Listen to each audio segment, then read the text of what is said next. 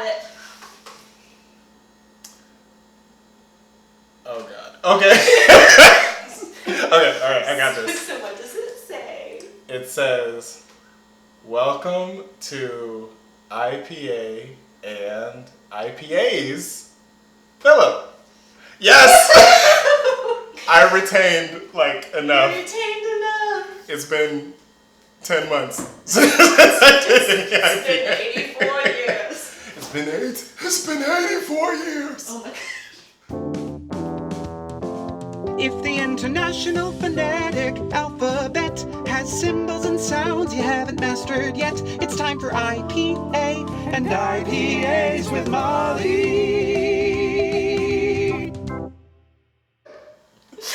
Welcome to IPA and IPAs, the unfussy show about the International Phonetic Alphabet and beer. We have a very fun special guest today. This is my dear friend, Philip Kershaw, coming to you live from my kitchen because we are in the same quarantine bubble. So first of all, what are you drinking today? I am drinking an Eastsider's Blood Orange Cider. Because Philip doesn't drink beer. I don't like IPA beer, and I don't like IPA. He also doesn't like phonetics. So in honor of Philip drinking a blood orange, I am drinking a saison named Desire, which is a blood orange saison from Second Line Brewing in New Orleans, Louisiana, which I have never tasted before, and I'm really excited. Am I really? Did I cut too much? Help? I cut too much of my fingernail. You really can't. Yes. Oh my God. We're off to a great start. Wait, this is great. Woo! Thank you, friend. All right. Cheers. Cheers. That's good. Refreshing. That's delicious. It's wonderful. You don't like beer, otherwise I'd pour some in a little cup for you, but I trust you. yeah, no, it's great. I trust you.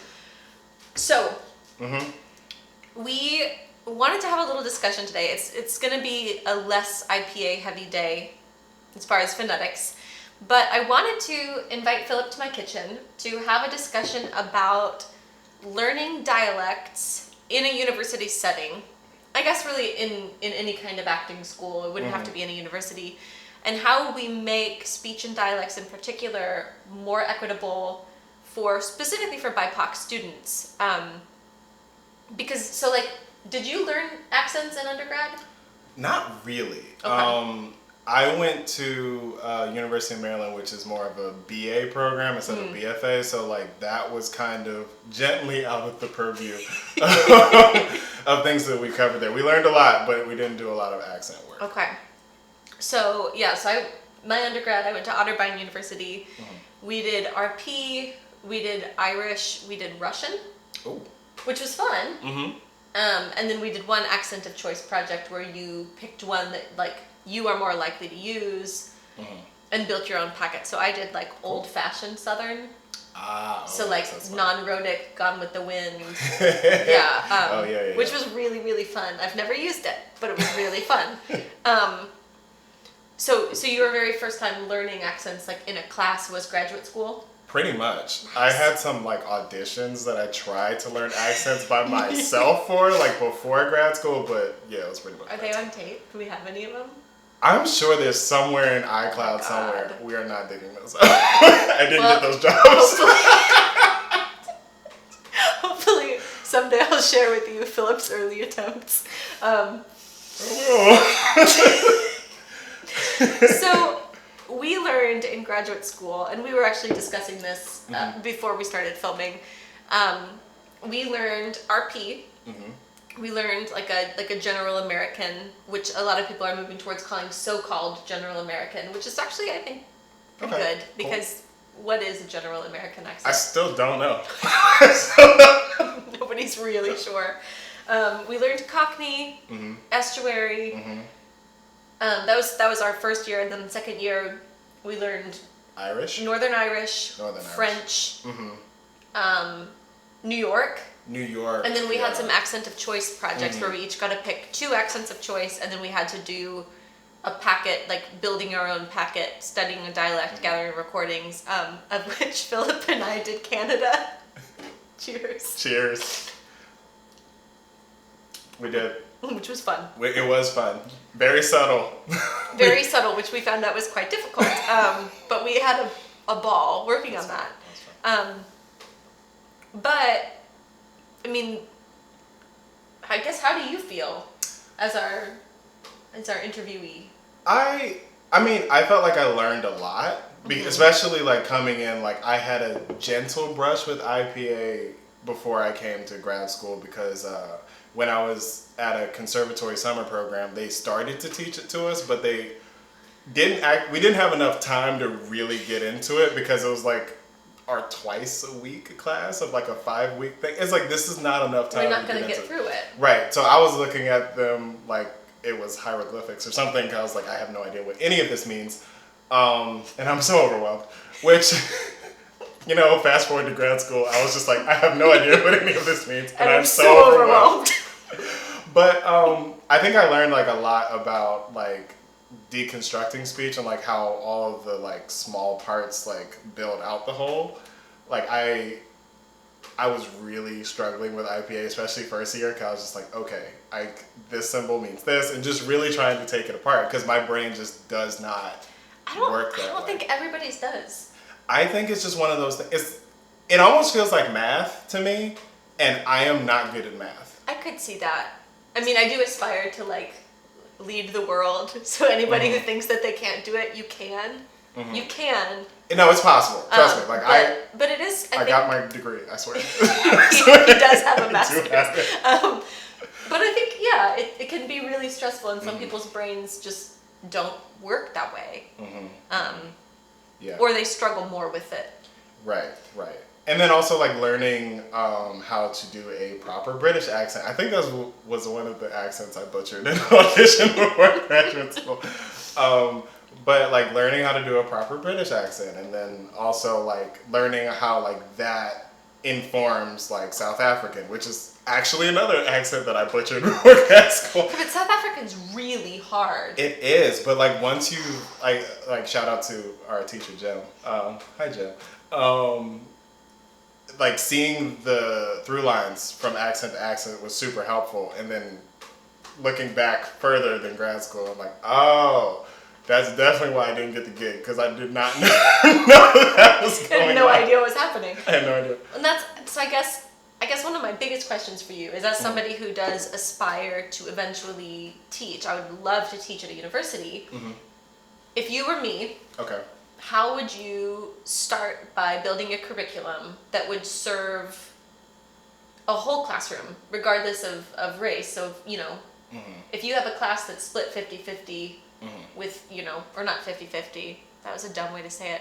If you had a classroom that was equally split between, you know, students of all races, all races, all ethnicities, where would you start?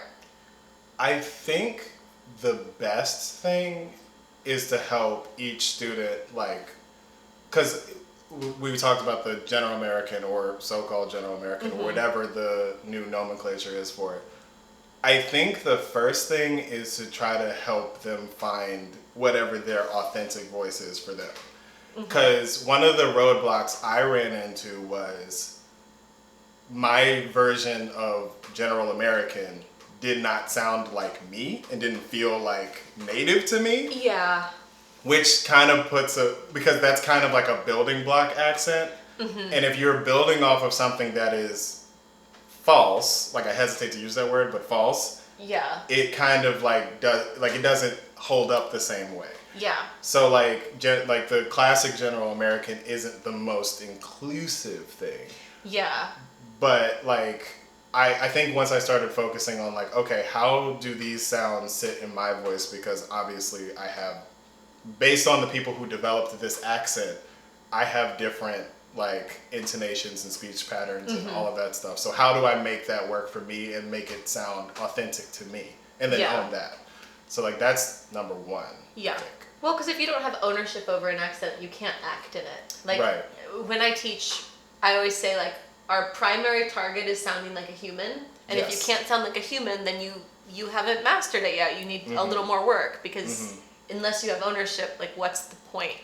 Yeah, just getting comfortable. And then because one of the things that one of my mentors told me forever ago, but I didn't really understand until like after going through grad school, is that specifically in like audition situations, if you go in and you sound like you're putting something on, like it doesn't fit, it's confusing, you know? And it just throws it off. And like, you know, when you're auditioning, you want people to like have the people watching to have the cleanest experience possible and be like, just watch your work. Yeah. But if something's weird, well, and if it's distracting, then you're like, is that Philip, or like, is that how he acts? Right. It's kind of like that Shakespeare voice thing that some people do. Is like they're talking like a regular human, and then suddenly, and this is Shakespeare. So it's just like that doesn't help anybody.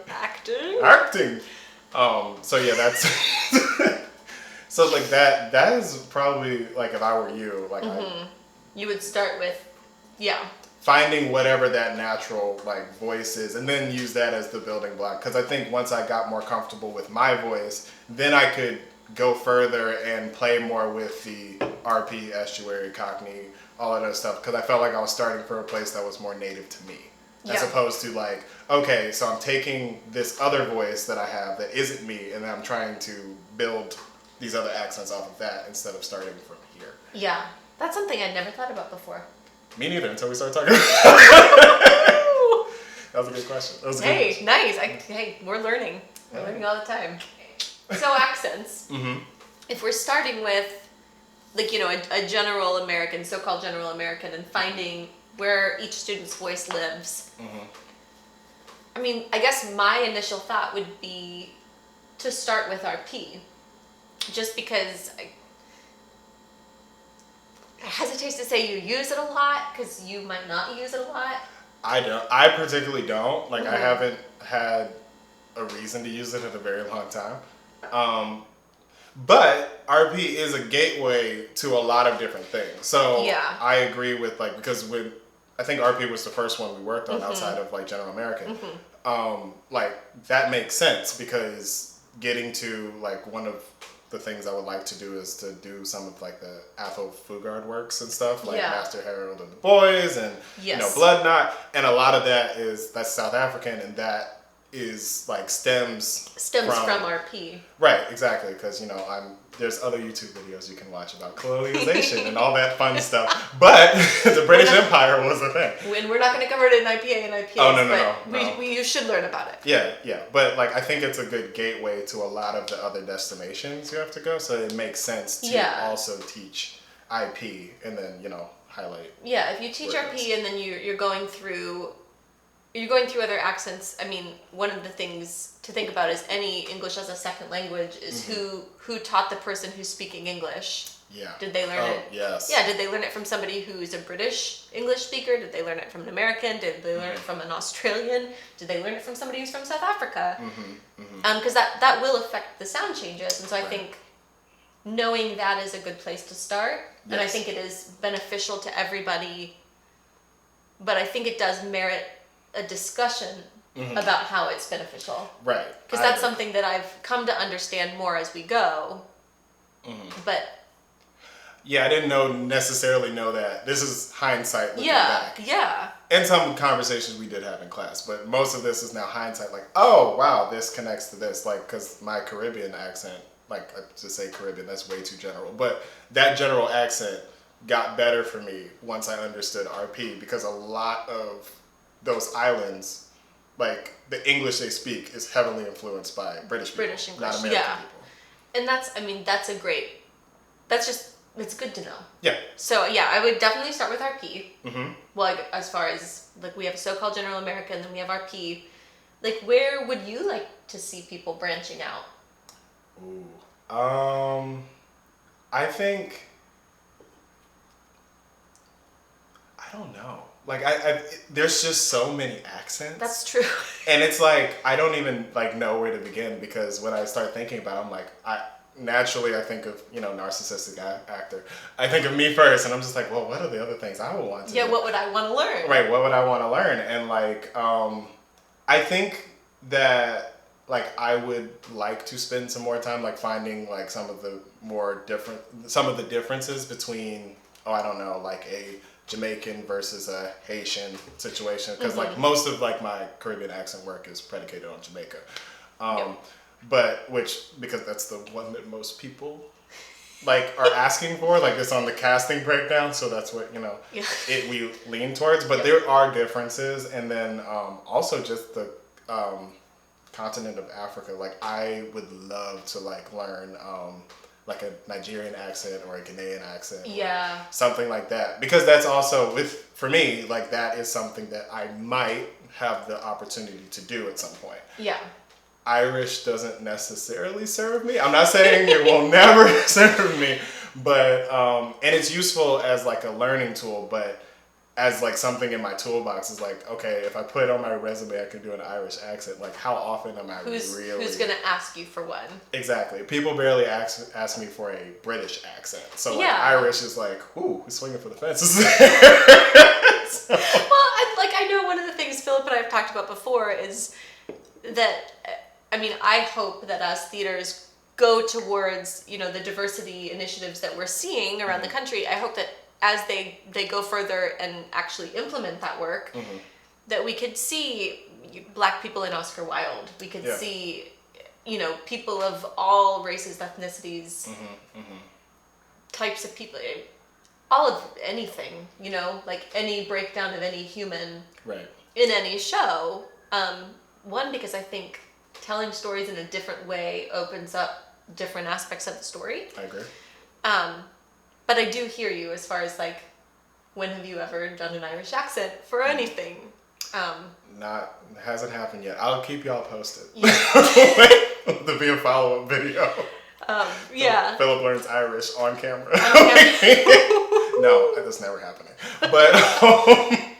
But yeah, and also like the other thing I keep in mind, specifically for like me as a student of color, obviously, is that most of the work I get is contemporary. So it's like, what are the accents that are going to help me with that? Like, I was happy that we got to spend some time with like New York, because like I'm originally from the DMV, DC, Maryland, Virginia, for the uninitiated. And not the Department of Motor Vehicles. No. He said that for like a year and he never explained it, and I was like, you're from the DMV. Yep. My mom gives out the licenses. Yeah. No, but DC, Maryland, Virginia. We call it the MBA there, so But like most of my speech patterns, especially because like both sides of my parents' family are from South Carolina. It's a lot of it dragging it Southern, but like, and while like the larger, I guess we can get into this, the AAVE thing, is predicated in a Southern accent. People who are close to DC talk very different than the people who are in New York, or especially like native New Yorkers. Yes. So I'm like, that's useful for me, because like that's more within the like realm of things that like I happen into as of now, as opposed to Russian. I didn't learn Russian, but I just thought of Russian because I don't know. But something like that. Yes. Yeah. Yes. I mean, do you want to touch? Should we touch AAVE? Yes. Okay. We'll discuss. I mean, we're here to discuss equity in speech and that how term we doesn't get make better. sense. No, it doesn't. It doesn't make sense. So AAVE is African American. Oh my gosh. So AAVE. Holy. Is African American Vernacular English. Yep. And Philip and I have also had discussions about this, of why that's kind of a nonsense term. Not kind of, it is a nonsense term. I don't know what's a better, I don't know how to say it in a better way. It's almost as stupid as General American, because what is a General American? Yeah, because there's the implication that every African American person speaks that way. Right. And that's not true. There's a million accents for African American people. Yes. And we talked about earlier, AAVE is not a region, it's a race. Pretty much. Which is not... It's not... We don't have any other accents that people teach that are like a race. And that's messed up. Yeah. And it's just, what I bump into with AAVE, because when I first became aware of it's like that's what it's called. Like I don't even remember. It was long before grad school, but when I found out that that's what it's called, I was like, okay, but like the way I was thinking about it, like before I went through all the speech training and stuff in grad school, was, but like that's not accounting for like all the slang and intonations depending on where you're from. Because like I'm from like PG County, which borders like DC in Maryland, but like 40 minutes up the road is Baltimore, and they talk completely differently. Baltimore's a whole different It's a world. whole different thing. I don't know, like, look, I'm sorry, Baltimore people. I can't claim y'all. I don't know what's going on up there.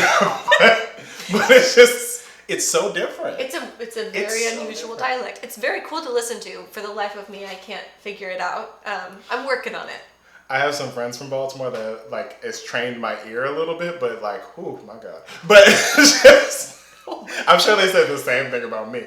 But yeah, it just doesn't account for all of these, like, regional, like, differences and stuff. So when, I don't know, like, I don't think I've ever seen, like, a casting breakdown where they, like, have AAVE, like, listed. Like, they would have, like, speaks RP. I don't ever see, like, speaks AAVE. Yeah. It's normally written in the text, and you kind of can infer. But even then, it's kind of like, especially now when, like, I'm sure, you know, like, auditioning in a silo, like, being on Zoom or just, you know, looking at the camera, and you're working against nobody. It's like, am I code switching? Am I not code switching? Like, what's the situation of the show? And it's harder to get context when you don't have anybody around you. Right, exactly. Like, I don't know who these other characters are. I'm like, are they black? I don't know. Yeah. Because that changes. Also, African American vernacular English, does that count for when someone is code switching? I don't know. Like, yeah, well, and I think you bring up a really interesting point that you haven't seen it on any breakdowns, that you infer it based on the text. Yeah.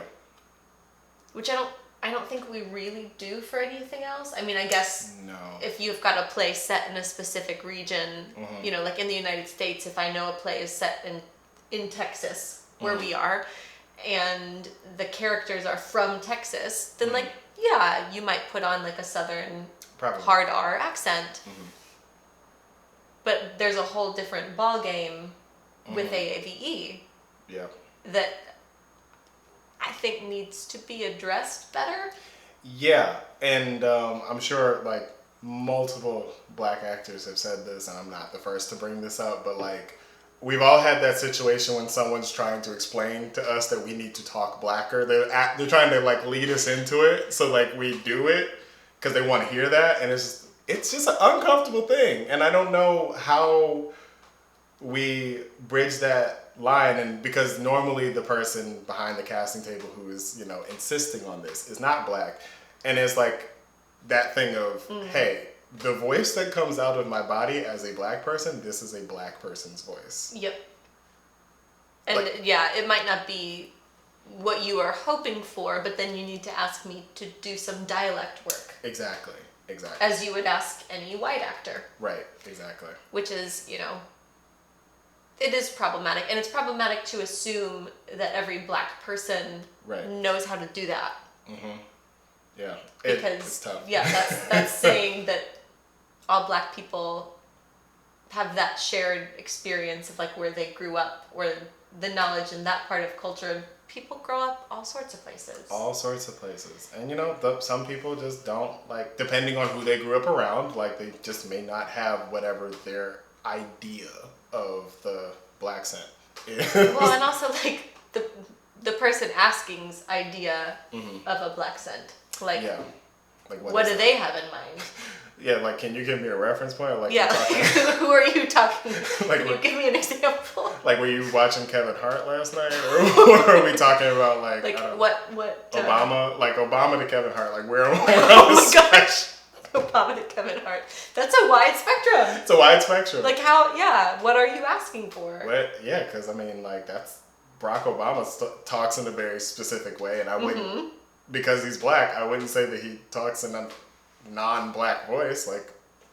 Yeah. So I don't know. I've had some awkward eye contact with casting directors being like, "What do you mean by that? What is it that you want?" Yeah. Well, I think it means there's a gap in our language describing it, and a gap in our understanding as speech professionals. How do we educate ourselves? How do we make sure that there's better resources available to have the specificity that we have with like the accents of England, when you're like, well, no, you're from Liverpool, or no, you're from Birmingham. Like, you know, can we figure that out within the United States? Right. We should be able to. I know there are people doing that work. Yes. And thank God, because we need to. But like, what a cool resource that would be for students of color in particular. Right, yeah. And, you know, not that you necessarily would teach that in a speech class, because that's all sorts of problematic. If like I'm sitting in the class and like, well, now we're going to learn the accents of African American people from Georgia. Like, I mean, I can sure try. You can try. And you know, is that problematic? I don't. Is that any more problematic than you learning an Irish accent? I feel like no. I don't know if it is. I think it's just uncharted territory, because we haven't, like, it's just not the norm. And I think that's real, like, you know, many people are talking about, like, what's happened in the last, like, calendar year, we should say. It's just, like, in terms of, like, reconsidering how we do things. Yes. And I think what a lot of it is really going to be predicated on, A, having, like, conversations like we're having right now. Yep. But B, also just trying new stuff. Because the stuff that a lot of the speech teachers have been taught probably is not going to be as inclusive as they say they want to be. So, like, how flexible are you to try different things and not leave it? Because the last thing you want to do is, like, leave the students of color, like, out to sea by themselves. You're like, okay, you learned this stuff that you probably never used, but good luck figuring out the rest of it. The stuff that you actually need. Right. And thankfully, like, we had a teacher like Jim who, like, was very helpful in, like, giving me some wiggle room to, like, be like, no, I want to learn about this and this, which helps a lot. But, like, a lot of people are not lucky. Like one of his biggest strengths is talking about, like, there's this element of this dialect, and it crosses over into these other ones. So if you were ever working on this and this, know that the intonation pattern is really similar. Right. And so there are ways to make connections to other dialects, even if we weren't necessarily working on it.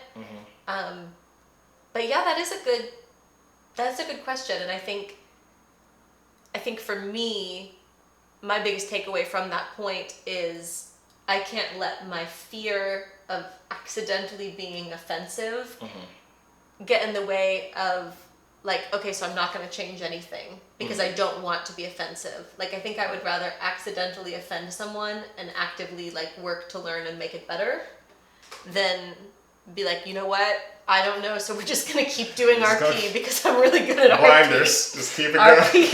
RP blinders. Which, like, you know, yeah, that's a comfortable place to be for me, but that doesn't serve everybody.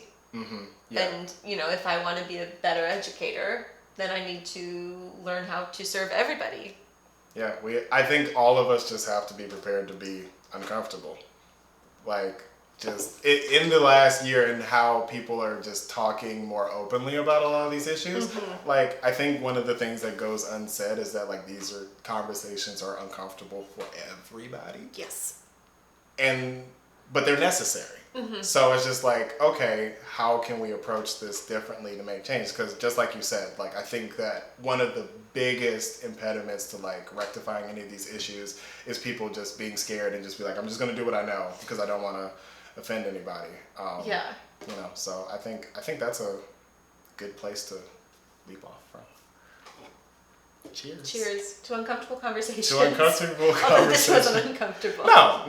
See, we talk about this all the time. Well, that's, you know, lucky to have good friends who have good insights to share. So, like, we just disagree about, like, whether an elephant at the local zoo is cute or not. That's all. That elephant is precious. That is the spawn of Satan. It is not. Okay. Wait, Philip. Oh no. Because he dared. Oh God. We are going to. Oh no. Have Philip write that elephant's name in phonetics on the whiteboard. So hold please Oh, while okay. Philip figures this out. His name is Nelson. His name is Nelson. Okay. So, class, when you're writing IPA, the first thing you need to know is the International Phonetic Alphabet itself. You can turn it if you need to. And here's the thing. When you don't know that, you can just bullshit and just add a little squiggle to like every little... Am I allowed to curse on this? Nelson. So, we're just going to assume that the N is the same. Okay? All right, class? Cool. Then we're going to do, just to get freaky with it, we're going to do the upside down E because we think that kind of like, it can't be a regular E, right? Right. Jim is going to kill me. Then we put an L because the L sound is actually kind of normal in this whole situation. So, L.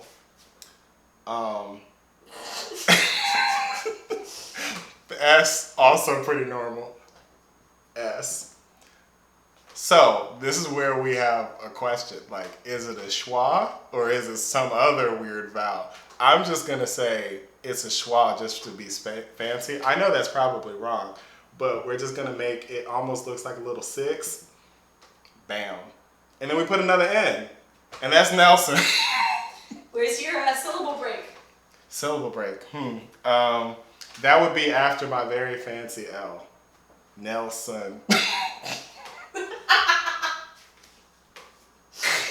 So, it's actually really not terrible. What? I mean, it's not great, but it's not bad. Because I didn't look at that little table before I did this. So, I'm just gonna hop in here. Help, So first please. of all, you gotta have some brackets because you put everything in brackets. Mm-hmm. And then do you want to put stress? Which one's the stress syllable? Do you want to put a stress mark? Want is a strong word, but we can... Is it here? Nelson. I mean, I would say Nelson. Oh, yeah, see? That's why you're the professional. So if I was doing this, I would say Nel. Oh. You could do the schwa. I chose to do the small cap I, the I sound. Okay. So you know what? I was It's really not that bad, but you said Nelson. Nelson. Well, you see. Address. Comma. So this is only for unstressed syllables. See? Yeah. See? Ask me the last time I did IPA, Molly. When was the last time you did IPA, Philip? Honestly, I don't remember, but we had a different president. I'm done. This is what you get for insulting Nelson. Thank you all for watching IPA and IPAs, and thank you to Philip Kershaw for allowing us to pick your brain tonight. Cheers, everybody. Cheers. Thank you for having me. Oh, of course. You can never fail with the fresh pale ale and Molly. I guess dialects to teach. If we're starting with like a general contact lens. If we're starting with it's so bad right now. It's allergy season, y'all. It is. Ugh. It is. Okay, so I'm never doing IPA on camera ever again. I just want to only have you as a special guest. Like transcription time with Philip.